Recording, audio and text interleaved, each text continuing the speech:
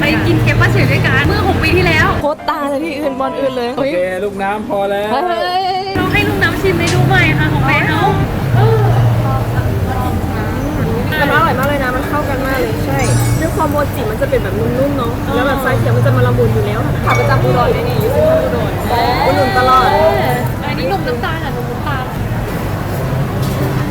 นมหรือชานม นมไม่มีชาอันเนี้ยไม่มีชา สำหรับใครที่แบบโบมักชาเนาะกินได้ตัวนี้ น้องๆใครที่ไม่อยากได้คาเฟอีน แมนอันนี้คือ ชาไทยเผือกโมจิมีทุกขวดเลยค่ะ อ๋อไม่ครบเลย ใช่มีทั้งโมจิมีทั้งเผือก แต่เมนูนี้เปิดขายเมื่อไหร่ วันที่ 20 ทุกสาขา